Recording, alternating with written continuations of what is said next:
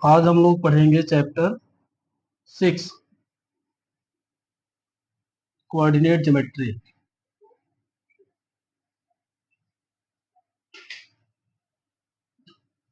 Coordinate geometry निर्देशांक ज्यामिति।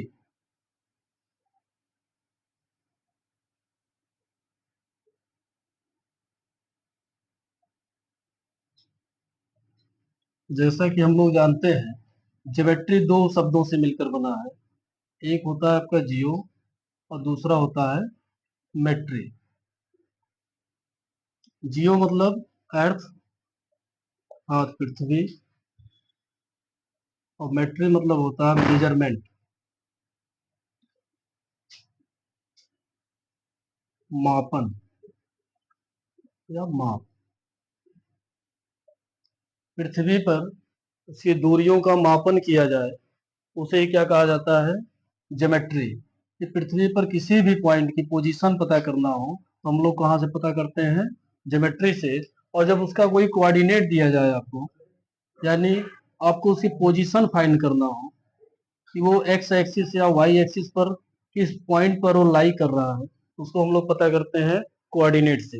एक कोऑर्डिनेट ज्योमेट्री निर्देशांक ज्यामिति। निर्देशांक का सिर्फ इतना मतलब होता है कि किसी भी पॉइंट को निर्देशित करना।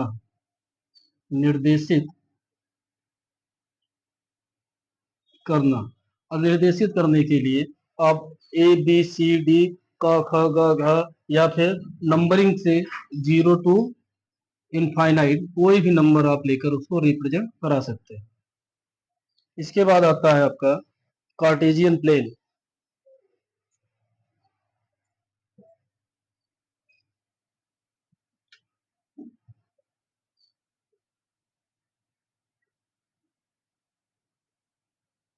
Cartesian plane.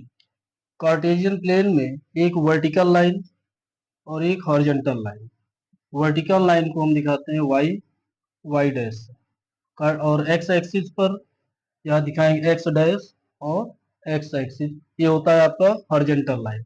इसे हिंदी में बोला जाएगा ऊर्ध्वाधर रेखा।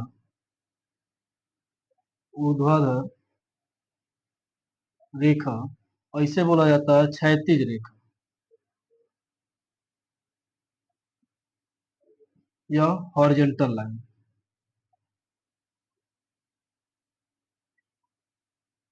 और इसे वर्टिकल लाइन।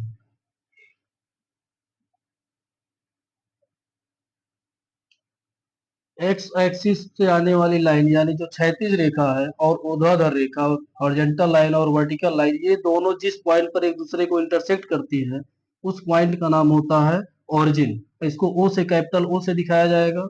और इसका जो कोऑर्डिनेट होता है 0,0, क्योंकि जब किसी भी पॉइंट का इंडिकेशन करना होता है जो ओरिजिन पर हो, जहां से उसकी उत्पत्ति हो रही है, तो क्या होता है 0,0। यानी किसी भी नंबर को स्टार्ट करने से पहले उसका जो स्टार्टिंग पॉइंट होता है वो क्या होता है आपका 0। तो एक्स एक्सिस पर जब हम लोग चलते हैं तो यहाँ से स्टार्ट होगा 0 के बाद 1 2 3 4 5 6 7 डॉट डॉट। ऐसे आप जब लेफ्ट साइड में आएंगे -1 -2 -3 -4 -5 -6 -7 और ये डॉट डॉट। ऐसे वाई एक्सिस पर चलेंगे अप साइड यानी ऊपर की ओर आपको चलना है। ये पॉजिटिव में रहेगा 1 2 3 4 5 6 7 8। नीचे की ओर आएंगे तो -1 -2 -3 -4 -5 -6 और -7। इसे कहा जाता है आपका कार्टेशियन प्लेन। कार्टेशियन प्लेन में होता क्या है, आपका एक एक्स एक्सिस होती है जिसे आप क्षैतिज रेखा हॉरिजॉन्टल लाइन, एक वर्टिकल लाइन होती है, दोनों एक दूसरे को इंटरसेक्ट करती हैं। जिस पॉइंट पर इंटरसेक्ट करती है उस पॉइंट का नाम दिया जाता है ओ, और उसका कोऑर्डिनेट होता है 0,0। ऐसे मान लीजिए अगर किसी पॉइंट का हमको पोजीशन फाइंड करना है और किस प्लेन में जा रहा है, क्योंकि इसमें हम लोग जानते हैं कि ये आपका फर्स्ट क्वाड्रेंट होता है। इसे क्या बोला जाएगा? फर्स्ट क्वाड्रेंट, प्रथम चतुर्थांश। प्रथम चतुर्थांश। इसे बोला जाएगा सेकंड क्वाड्रेंट, सेकंड क्वाड्रेंट, द्वितीय चतुर्थांश।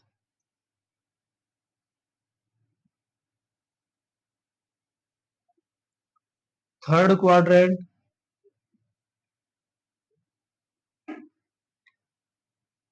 तृतीय चतुर्थांश,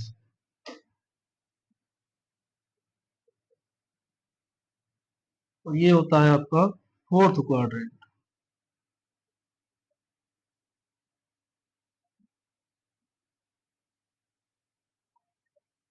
चतुर्थ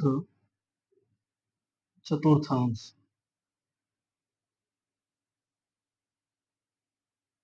ये चार क्वाड्रेंट होते हैं। फर्स्ट होता है आपका, इससे बोला जाएगा फर्स्ट प्रथम चतुर्थांश, द्वितीय चतुर्थांश, तृतीय चतुर्थांश और चतुर्थ चतुर्थांश। इसमें आने वाले जितने भी एलिमेंट होंगे उनकी जो पोजीशन होगा सिंबल के रूप में देखा जाए तो इसमें एक्स एक्सिस पर जो जितने भी डिस्टेंस हम लोग चलते हैं वो सब पॉजिटिव होती है। वाई एक्सिस पर चलते हैं तो भी क्या होता है आपका पॉजिटिव होता है, इसलिए इसके जो सिंबल आएंगे वो प्लस कॉमा प्लस ही रहेगा, दोनों पॉजिटिव होते हैं। यहाँ पर एक्स एक्सिस को एब्सिसा के नाम से भी जाना जाता है, या हिंदी में इसी को बोलते हैं भुज।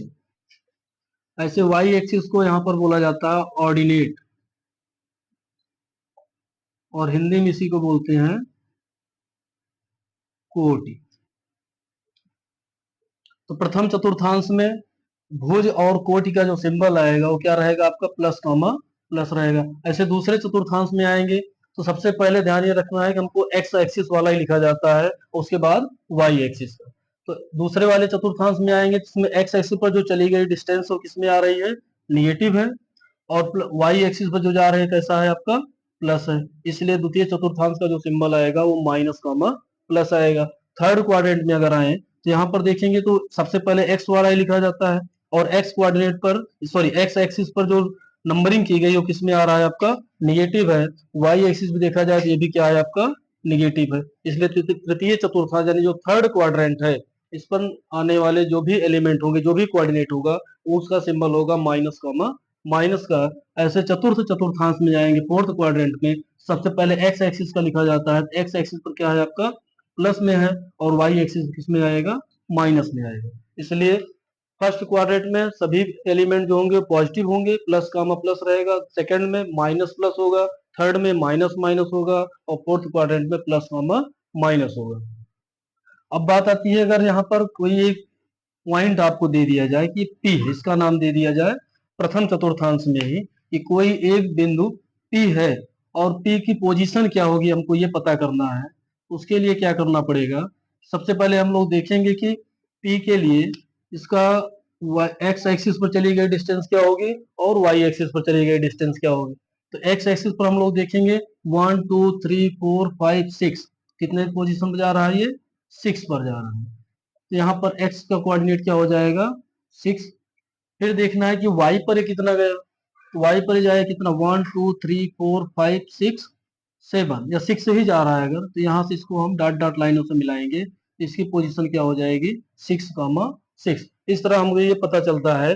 अगर आपसे ये पूछा जाए पॉइंट P की x एक्सिस के थ्रू डिस्टेंस क्या होगी, तो x एक्सिस के थ्रू डिस्टेंस देखा जाए तो 6 स्टेप गया है, इसका मतलब ये P से ओरिजिन से या x एक्सिस से P की जो दूरी है वो कितना हो रहा है 6 यूनिट, इसको क्या बोला जा सकता है 6 यूनिट है। ऐसे y एक्सिस अगर पूछा जाए तो y से कितनी डिस्टेंस इसकी बढ़ रही है 6 यूनिट, तो x और y दोनों पर ही कितना कितना डिस्टेंस दे रहा है P पॉइंट का, x से भी 6 यूनिट की डिस्टेंस पर है और y से भी 6 यूनिट की डिस्टेंस पर है, इसलिए पॉइंट P का कोऑर्डिनेट क्या हो जाएगा 6, 6।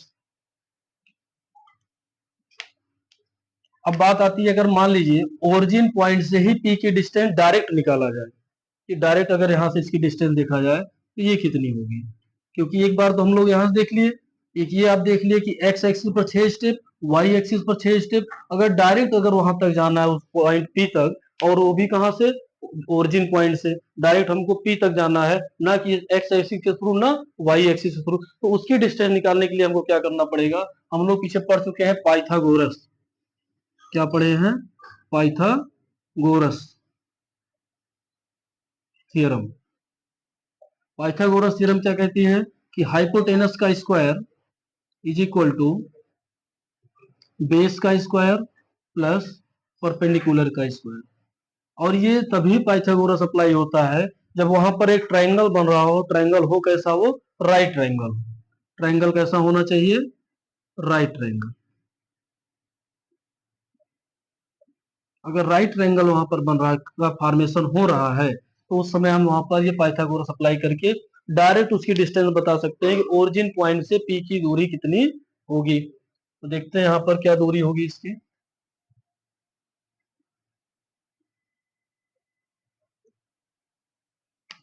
ओरिजिन पॉइंट से एक्स एक्सिस पर डिस्टेंस कितना गया, ये 6 यूनिट।